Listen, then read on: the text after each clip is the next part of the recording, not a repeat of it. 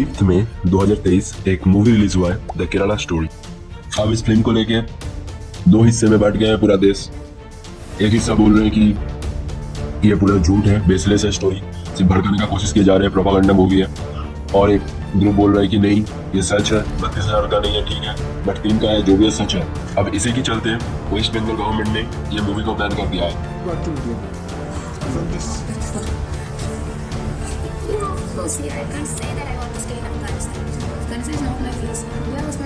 ऐसे केरला का बदनाम हो रहा है, केरला की एज ए विलन पोर्ट्रे हो रहा है। ऐसे कुछ भी नंबर लाके नहीं खड़ा कर सकते हो कि उस स्टेट में एक ह्यूमन ट्रैफिकिंग जैसा कुछ चल रहा है। और एक स्टेटमेंट या रिपोर्ट सामने आता है जो केरला के एक्स सीएम साहब थे, मिस्टर ओपेन चंडी। तो मिस्टर ओपेन चंडी ने केरला स्टेट लेजिस्लेचर के सामने एक सवाल का आंसर करते हुए एक रिटन रिपोर्ट पेश किया था, जिसमें बोला गया था ये कि 2006 से 2012 तक मुस्लिम कन्वर्सन का जो संख्या था वो था 7713। जिस मुद्दे पे ये फिल्म बनी थी उस मुद्दे से पूरा ध्यान हट के पूरा जो लाइमलाइट, जो अटेंशन था वो 32,000 संख्या ने ले लिया। 5 मई 2023 एक मूवी रिलीज हुआ है द केरला स्टोरी, जिसको लेके पूरे देश में लगातार चर्चा जो हो रहा है। जैसे एक ही न्यूज है पूरे देश में और पीएम मोदी भी इसको लेके बोल चुके हैं कर्नाटक इलेक्शन कैंपेन्स में। उस केरला के में चल रही आतंकी साजिश का खुलासा ये केरला स्टोरी फिल्म में, केरला फाइल्स फिल्म में उसे किया गया है। इसका नाम केरला स्टोरी क्यों पड़ा? केरला में लाभ जिहाद आईएसआईएस जो दिखाया गया फिल्म में इतना कंट्रोवर्सी हो रहा है। थोड़ा लाभ जिहाद आईएसआईएस केरला ये लिंक क्या है, ये थोड़ा हिस्ट्री जानना जरूरी है। थोड़ा हिस्ट्री भी जानेंगे हम। और जो 3 लड़कियां जो अफगानिस्तान की जेल में है उनके बारे में सच क्या है, सारा कुछ बताऊंगा। तो बात शुरू होती है जब 1992 में बाबरी मस्जिद को गिराया जाता है। 1994 में केरला में एनडीएफ बनाया जाता है, नेशनल डेवलपमेंट फ्रंट। 12 साल बाद एनडीएफ का नाम बदल के करा जाता है PFI, popular front of India. PFI एक पार्टी था बेसिकली, तो वो बहुत ही एक्टिवली काम करना स्टार्ट किया इंडिया के अंदर, स्पेशली केरला के अंदर। जर्नलिस्ट, डॉक्टर्स, स्टूडेंट्स, हर एक सेक्टर पे ये लोग अपना विंग बनाए। पीएफआई ने बहुत सारे इस्लामिक एजुकेशनल इंस्टीट्यूशंस भी बनाए। अब पीएफआई के बारे में जानना थोड़ा जरूरी है आज, जिसके लिए केरला बदनाम हो रहा है। इसके पीछे पीएफआई का हाथ बहुत बड़ा है। तो पीएफआई के साथ कुछ ऑर्गेनाइजेशंस जुड़े हुए थे, थरबियतुल इस्लाम सभा, सत्या सरनिष्ठ ट्रस्ट। ये सब ऑर्गेनाइजेशंस के ऊपर खुलेआम आरोप ये चल रहा था कि ये जो ऑर्गेनाइजेशंस थे ये कॉन्वर्सन का काम करवाते हैं, सिर्फ लड़कियां नहीं, मतलब नॉन मुस्लिम इंडिविजुअल्स को इस्लाम में लाया कैसे जाए इसके लिए ये लड़ान होते थे। अब 2006 में सीएम बने अच्युतानंदन, जो सीपीआईएम की तरफ से थे। तो सीएम अच्युतानंदन को पता चला कि पीएफआई के लिंक्स के बारे में कि ये लोग खुफिया कुछ काम कर रहे हैं। हालांकि पीएफआई मेंबर्स आईएसआईएस ट्रैवल भी कर चुका है अफगानिस्तान में। अभी तो पीएफआई बैन है इंडिया में ऐसे anti social, anti Indian activities के लिए। तो सीएम अच्युतानंदन साहब का यह कहना था कि आने वाले 20 सालों में केरला एक इस्लामिक स्टेट बन सकता है। अब इसके हित में कुछ सबूत है, कुछ चीजें हैं जो आपको मैं बताना चाहूंगा। और इसके बारे में थोड़ा मिथ्स और फैक्ट्स क्या है इसके बारे में भी आगे बात करेंगे। हम आपको बता रहे हैं कि जो कुछ हुआ था, जैसे प्रोसेस आता हुआ है, तो उस हिसाब से हमको बताता चलते हैं। ये स्टेटमेंट्स का जो सच्चाई है, जिस तरह से इसको दिखाया जा रहा है, या फिर ये सच है, तो इसके बारे में हम थोड़ी देर में बात करेंगे। मैं आपको चीजें बताता चलता हूँ पहले। तो ये अच्युतानंदन साहब का जो 20 साल में केरला इस्लामिक स्टेट बन सकता है, ऐसे कुछ स्टेटमेंट्स को लेके जो ऐसे जो बात थी, उन्होंने जो शंका जताई थी, तो उसके हित में कुछ ऐसे रिपोर्ट्स भी हैं। जैसे जो एक साइरो मलाबार एक चर्च है केरला में, कैथोलिक चर्च है, वो वर्ल्ड का 2nd लार्जेस्ट भी है। तो उस चर्च का जो फादर थे तो द केरला कैथोलिक बिशॉप्स काउंसिल से बिलोंग करते थे। तो एक रिपोर्ट में द केरला कैथोलिक बिशॉप्स काउंसिल से कहा गया 2009 में 2009 अक्टूबर तक लगभग 4,500 क्रिश्चियंस लड़कियों को कन्वर्ट कराया गया इस्लाम में। इसका एक रिपोर्ट इन्होंने पब्लिश किया। अब 2009 की ही बात है 9 दिसंबर 2009 एक केस आया केरला हाईकोर्ट के पास, वो शहंशाह A versus the state of Kerala. इसी केस के सुनवाई के चलते केरला हाईकोर्ट में लाव जिहाद या फिर रोमियो जिहाद ये वर्ड्स का यूज हुआ पहली बार देश में।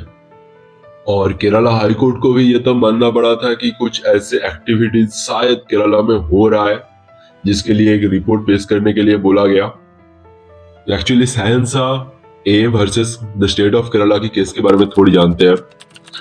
एक्चुअली हुआ यह था कि शहंशाह और सिराजुद्दीन दो दोस्त थे और एक हिंदू लड़की और एक क्रिश्चियन लड़की को इन लोगों ने शादी किया और इस्लाम कबूल करवाया गया। और पूरी केस में इन दोनों लड़की का नाम नहीं लिया गया, हिंदू लड़की और क्रिश्चियन लड़की ऐसे ही उनको बुलाया जाता भी था। एक एमबीए कॉलेज में वो हिंदू लड़की की सीनियर थे शहंशाह, वो हिंदू लड़की को अपने घर लेके जाता था, अपने लोगों से मिलवाता था और इस्लाम कबूल करने के लिए ब्रेन वॉश भी किया जाता था। ऐसे ऐसे लोग वहां रहते थे जो इस्लाम के अच्छे के बारे में, बाकी धर्मों की, वो हिंदू से थे तो हिंदुओं की बुराई के बारे में ऐसे ब्रेन वॉश करते थे। जो लोग उनसे मिलने आता था, उस लड़की से मिलने आता था, वो भी पीएफआई से लिंक रखते थे। अब इस केस में था ये कि अब इन लड़कियों को केरला में मामल्लापुरम ले जाके हफ्ता भर रखा गया और हफ्ता भर रखने के बाद बोला जाता है कि आप घर में फोन करके कहो कि अपने इस्लाम कबूल कर लिया। तो ऐसे करती भी है लड़कियां। अब इसके बाद 2 हफ्ते बीत जाता है, किसी का कुछ आता पता नहीं रहता है। उसके बाद लड़कियों के घर वालों ने पुलिस कंप्लेंट की जाके, उसके बाद ऐसे केस बना। तो ये केस आगे बढ़ता गया और केरला हाई कोर्ट ने आखिर में माना भी। ये पिछले 3 साल में, मतलब 2009 से पिछले 3 साल में ऐसे सिमिलर केसेस कोर्ट में आए हैं तो देखने को मिले हैं। तो लाव जिहाद या रोमियो जिहाद टाइप कुछ एक्टिविटी केरला में हो सकते हैं, तो ऐसे केसेस हो सकते हैं। तो इसलिए पुलिस प्रशासन को कोर्ट ने कहा कि एक रिपोर्ट पेश करो। आगे जाके क्या हुआ इसके बारे में यूट्यूब में आपको वीडियो नहीं मिलेगी। अब हालांकि ये बात हुआ कि जब सुप्रीम कोर्ट ने ये केस को लिया, सुप्रीम कोर्ट ने इस शादी को रिस्टोर भी किया, लीगल बताया, कोई जबरदस्ती थी नहीं। बट क्यों? क्योंकि प्यार का मामला तो था ही, लड़की कोई बच्ची नहीं थी कि उसको अगवा करके ले जाया गया। तो वो खुद अपने मर्जी से प्यार किया। जब इस्लाम कबूल किया तब यह जबरदस्ती से कबूल किया या फिर अपने मर्जी से, इसका कोई विटनेस नहीं है। हालांकि ये दोनों लड़कों के ऊपर 377 की केस चल रहे थे, बट ये धर्म परिवर्तन हुआ था। बट ये धर्म परिवर्तन जबरदस्ती हुआ था या अपने मर्जी से, इसका कोई विटनेस या सबूत नहीं मिला। तो इसके लिए इन दोनों की शादी को रिस्टोर किया गया सुप्रीम कोर्ट के द्वारा। अब सुप्रीम कोर्ट तो इंस्टिंक्ट पे नहीं चलती, सबूत के बेस पे चलती है, क्योंकि कानून अंधा होता है। और एक स्टेटमेंट या रिपोर्ट सामने आता है जो केरला के एक्स सीएम साहब थे, मिस्टर ओमेन चंडी। तो मिस्टर ओमेन चंडी ने केरला स्टेट लेजिस्लेचर के सामने एक सवाल का आंसर करते हुए एक रिटन रिपोर्ट पेश किया था, जिसमें बोला गया था ये कि 2006 से 2012 तक मुस्लिम कन्वर्सन का जो संख्या था वो था 7713 और 2009 से 2012 तक 2500 से ज्यादा, एग्जैक्ट नंबर बताए तो 2667 लड़कियां मुस्लिम में कन्वर्टेड हुए, जिसमें 2195 हिंदू और 490 के आसपास क्रिश्चियन थे। तो जब mister Sudipto Sen, director of the Kerala story, से पूछा गया कि आपने जो पहले बताए थे 32,000 जो एक संख्या था जिसको लेके इतना हलचल हुआ, वो अब घटा के जो 3 कर दिया गया, तो 32,000 संख्या कहां से लाए? तो सुदीप्तो सेन ने यह कहा था कि इसी आंकड़े को, जो आपको मैं ये मिस्टर ओमेन चंडी वाला जो रिपोर्ट दिखाए, तो यह हुआ था 2009 में। तो लगभग 10 साल बीत गया, तो इंटू 10 करके हमने ये आंकड़ा सामने ला दिया। बहुत ही बेवकूफ जैसा एक आंसर था ये। तो प्रॉब्लम ये हुआ कि कॉन्वर्सेंस वगैरह तो होता रहा है, हो तो रहा था, कुछ तो प्रॉब्लम तो था। केरला हाईकोर्ट ने भी माना था कि कुछ हो सकते हैं ऐसे कुछ एक्टिविटी, जो 3 लड़कियों को मेन कैरेक्टर करके इस मूवी में दिखाया भी गया है। तो जिस मुद्दे पे ये फिल्म बनी थी उस मुद्दे से पूरा ध्यान हटके पूरा जो लाइमलाइट, जो अटेंशन था, वो 32,000 संख्या ने ले लिया, जो एक डायरेक्टर के द्वारा बहुत ही गैर जिम्मेदारी की काम हुआ। अब ये द केरला स्टोरी मूवी की स्टोरी पूरा ही बेसलेस है या फिर कुछ बेस है, तो इसके बारे में जो मेन कैरेक्टर है, तीन चार जो मेन कैरेक्टर है, जो लड़कियों को के मेन कैरेक्टर को दिखाया गया है, उनके बारे में थोड़ा बात करते हैं। ये निमिषा जो फातिमा बनी, ये मेरिन है जो मरियम बनी, ये सोनिया है जो आयशा बनी, और एक ये रफीला है जो ये मुस्लिम पहले से थी। ये सारी लड़कियां अभी अफगानिस्तान की जेल में बंद है। हाल ही में भारत सरकार इन लोगों को एक्सेप्ट करने से मना कर दिया है। इन्हें आईएसआईएस टेररिस्ट बुलाया जाता है। ये सब के पति जिहाद के चक्कर में अल्लाह के प्यारे हो गए। अब ये घटनाएं रियल है और कहीं ना कहीं इस बात को जस्टिफाई भी करते हैं कि लाभ जिहाद या फिर रोमियो जिहाद की कुछ ऐसे कुछ चीजें होते हैं। ये फातिमा जो असली नाम निमिषा है, तो उनका कबूलनामा है ये कि I don't have anything much to tell. It was her wish actually that she wanted to meet me. She wanted to meet me. I don't know if she will be able to meet me or not. I don't know if it's in Qatar that I will meet her. Otherwise, Do you want to go back to India from this? yeah, of course. Yeah, I can't say that I want to stay in Afghanistan. See, Afghanistan is not my place. India was my place. Dubai के रास्ते से केरला से इनको अफगानिस्तान ले जाया गया और ISIS join करवाए गए। और इनके बातों से साफ पता चलता है कि ये जो शादी की थी वो अपनी मर्जी से की थी, कोई जोर जबरदस्ती नहीं थी। 2016 में जो 21 लोगों का ग्रुप टोटल अचानक गायब हो गया था भारत से, जिसमें एमबीए ग्रेजुएट्स, डॉक्टर्स, इंजीनियर्स, बच्चे भी थे, उन्हीं में से ये 4 थे। इन लोगों का भारत से अफगानिस्तान तक का जो सफर था, तो इतना स्मूथली और इतना डीपली प्लान किया गया, इसको किसी के पास इसका सबूत नहीं था कि ये आईएसआईएस ज्वाइन करने जा रहा है या फिर किया है। जो ओनली सबूत था, इन लोग जो अपने घर वालों को मैसेज किया था वो भी टेलीग्राम पे कि हम आईएसआईएस ज्वाइन कर चुके हैं। इसके अलावा किसी को कुछ सबूत हाथ तक नहीं लगा। तो जो ये निमिषा थी जो कि एमबीबीएस पढ़ रही थी, और जब ये ईसा नाम के एक लड़के से शादी करके अफगानिस्तान जा रही थी, तब ये 7 महीने का प्रेग्नेंट भी थी। अब ये ईसा भी क्रिश्चियन से कन्वर्ट होकर मुस्लिम बना था। वो अपने मर्जी से शादी की और ये दोनों आईएसआईएस ज्वाइन करने चले गए। तो आपको नहीं लगता है कि इसके पीछे कुछ ब्रेन वॉश किया होगा दोनों का, और किस हद तक का किया होगा, ये आप समझ ही पा रहे हो। ये निमिषा की माँ है बिंदु, जो आज भी ये शौक में जी रही है कि बेटी आईएसआईएस टेररिस्ट में कैसे चला गया। अब इस फिल्म को लेके 2 हिस्से में बांट गए हैं पूरा देश। एक हिस्सा बोल रहे हैं कि ये पूरा झूठ है, बेसलेस है स्टोरी, सिर्फ भड़काने का कोशिश किए जा रहे हैं, प्रोपागेंडा मूवी है। और एक ग्रुप बोल रहा है कि नहीं, ये सच है, 32,000 का नहीं है, ठीक है, बट 3 का है, जो भी है सच है। अब इसी की चलते वेस्ट बंगाल गवर्नमेंट ने ये मूवी को बैन कर दिया है।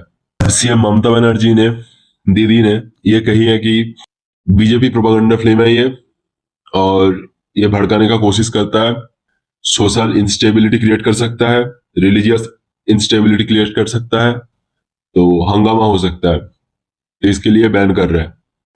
अब ये फिल्म क्या बैन करने की लायक थी या फिर ये सही में भड़काने का कोशिश किया जा रहा है, तो इसके बारे में थोड़ा बात करते हैं।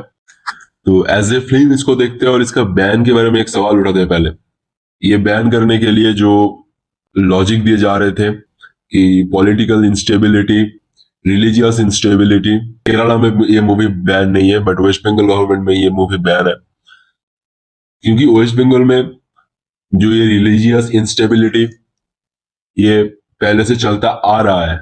ऐसा नहीं है कि अचानक बढ़ जाएगा, बट ये चलता आ रहा है। अब ये मूवी बैन किया गया है सिर्फ इसलिए कि इसमें सिर्फ 32,000 का आंकड़ा गलत दिखाया गया है इसलिए, या फिर वेस्ट बंगाल गवर्नमेंट ये मानती ही नहीं है कि ये ऐसा कुछ हो भी सकता है, या फिर ऐसे मान रहा है कि ये एक हाइपोथेटिकल सिचुएशन है, तो इसके ऊपर, इस टॉपिक के ऊपर फिल्म बननी ही नहीं चाहिए। जो रूलिंग पार्टी है वेस्ट बंगाल का, टीएमसी की एक मंत्री ने कही है कि जो बीबीसी डॉक्यूमेंट्री बनी थी नरेंद्र मोदी के ऊपर, वो भी कंट्रोवर्शियल थी, तो इन लोगों का मानना है कि वो सच थी, वो क्यों नहीं दिखाया गया, तो इसको भी हम नहीं दिखाएंगे। तो कहीं ना कहीं कुछ मूवी ये भी बैन करना चाहते हैं, कुछ मूवी ये चलाना चाहते हैं अपने हिसाब से। जो दूसरा कोई पार्टी है वो भी कुछ मूवी चलाना चाहती है, कुछ मूवी बैन करना चाहती है अपने हिसाब से। अब सीवीएफसी ने अगर सर्टिफिकेट दे दिया है तो रूल्स के मुताबिक, आइन के मुताबिक, ये कोई एक स्टेट के ऊपर ये हक नहीं है कि तुम जाके ये फिल्म बैन कर दो अगर इसको सर्टिफिकेट मिल चुका है तो कहीं ना कहीं पॉलिटिकल एजेंडा टीएमसी भी चला रही है, क्योंकि ऐसे कोशिश किया जा रहा है कि ये एक एंटी मुस्लिम फिल्म है। तो ये एंटी मुस्लिम फिल्म तो बिल्कुल नहीं है, क्योंकि एक क्राइम हुआ है, एक क्राइम होता है, तो crime has no religion, terrorism has no religion. तो इसको as a anti Muslim film जैसे पोर्ट्रे किया जा रहा है, वो भी एक तरीके से कुछ पार्टीज अपना प्रोपागेंडा चला रहा है, क्योंकि एक क्राइम हुआ है जिसका कहीं ना कहीं कुछ सबूत है। 100% बेसलेस तो स्टोरी है नहीं। अब टीएमसी के ऊपर मुस्लिम अपीजमेंट का भी आरोप बहुत दिन से बहुत पार्टियां लगाते आ रहे हैं। टीएमसी की ही एक नेता फिराद हकीम द डॉन के एक रिपोर्टर के साथ इंटरव्यू में कोलकाता की ही गार्डन रिच एरिया को मिनी पाकिस्तान बोल के बुलाया था। ममता बनर्जी जो कि सीएम है पश्चिम बंगाल की, उन्होंने जय श्री राम को एक गाली की तौर पे पोर्ट्रे किया है। जय श्री राम नहीं बोलते हैं। नहीं बोलना एक बात होती है और उस पे इस तरीके से रिएक्ट करना और एक बात होती है। ये भी एक बायस्ड है। जय श्री राम बोलने वालों को दीदी क्रिमिनल बुलाती है। आपको एक छोटी सी क्लिप मैं दिखाता हूं।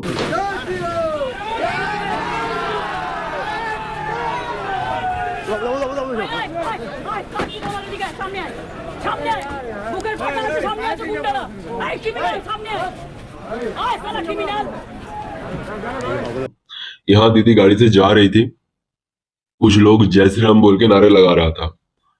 सीएम से आप ये आशा नहीं करते हो, हम भी नहीं करते हैं। तो ये गाड़ी से उतर के दीदी ने उन लोगों को क्रिमिनल बोला था और ऐसे रिएक्ट करना कि जैसे कोई एक क्राइम है जय श्री राम नारा लगाना। इसी साल 2023 में रामनवमी में बंगाल में हुगली हावड़ा में 144 धारा जारी करना पड़ा। इन्होंने तो ये तक बोल दी थी कि celebrate Ramnavami but avoid Muslim areas. तो आप मुझे एक चीज बताओ कि इंडिया में त्योहार ऐसे मनाया जाता है, दिवाली में कोई मुसलमान शामिल नहीं होती है। सपोज एक एरिया है जिसमें हिंदू ज्यादा रहते हैं, मुस्लिम थोड़े कम रहते हैं, उस एरिया में ईद नहीं मनाया जाएगा। तो बंगाल के सीएम के हिसाब से रामनवमी मुस्लिम एरिया को अवॉइड करके क्यों मनाना चाहिए? मुहर्रम की यात्रा हिंदू गली से होकर नहीं निकलती है क्या? ऐसी स्टेटमेंट एक स्टेट के सीएम से सोसाइटी में रिलीजियस इंस्टेबिलिटी नहीं क्रिएट करता है? तो अगर एक फिल्म बनी है, उसको देखने जाना है, उसको सर्टिफिकेट मिल चुका है सीबीएफसी से, इसके ऊपर तुम्हारा हक नहीं बनता है कि तुम उसको बैन कर दो। तो वो लोगों के ऊपर छोड़ना चाहिए कि अच्छी लगी तो देखने जाएंगे, नहीं अच्छा लगा तो देखने नहीं जाएंगे।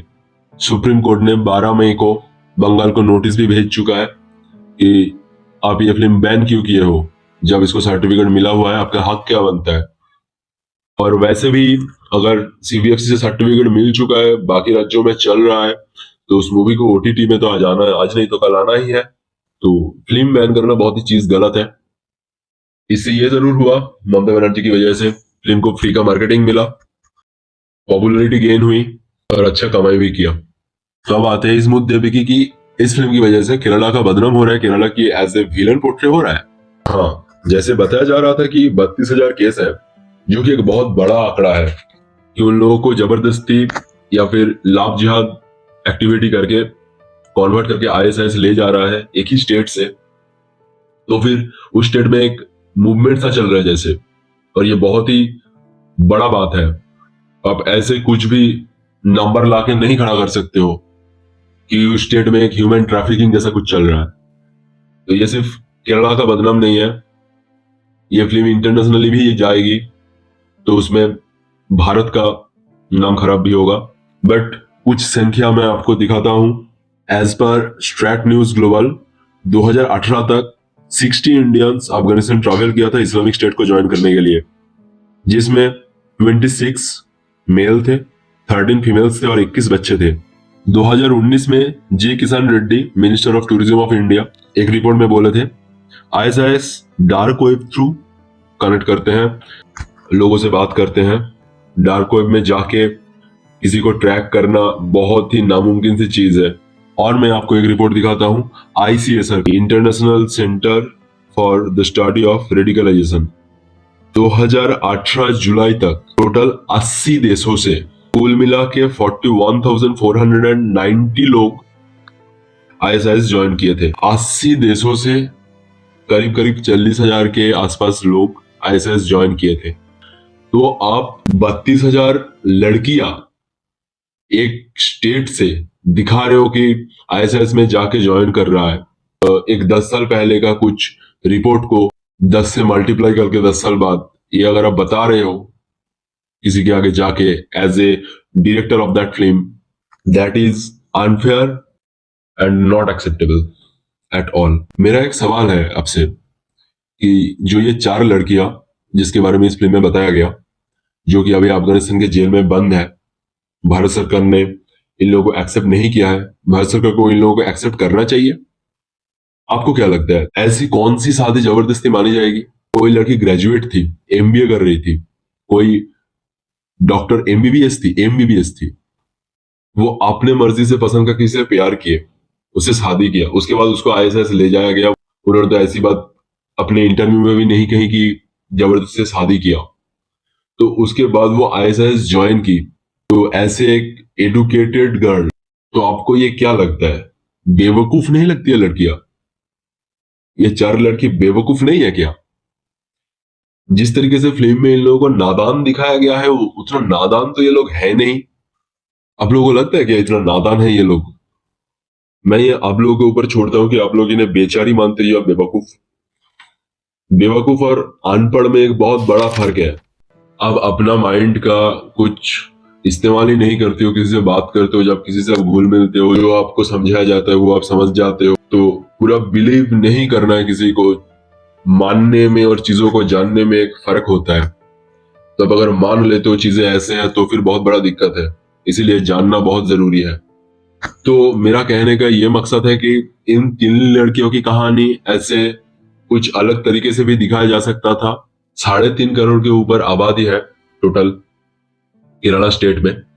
तो इस स्टेट से तुम 3 केस को मेंशन करके केरला स्टोरी नाम से तुम एक फिल्म नहीं रिलीज कर सकते हो। इशू बहुत ही सीरियस है, तो इसके साथ पूरा केरला का नाम नहीं जुड़ना चाहिए। मानता हूं केरला में PFI एग्जिस्ट किया है, ऐसी कुछ घटनाएं हुआ है, जो लड़कियां गई है केरला से रिलेटेड है, बट 3.5 करोड़ में से 3, तो इसका नाम अगर द केरला स्टोरी नहीं हो के अगर 3 गर्ल्स फ्रॉम केरला भी होते या फिर 4 गर्ल्स फ्रॉम केरला भी होते, फिर भी जस्टिफाइड था। बट ये द केरला स्टोरी नाम, इसको मैं सपोर्ट बिल्कुल भी नहीं करता हूं।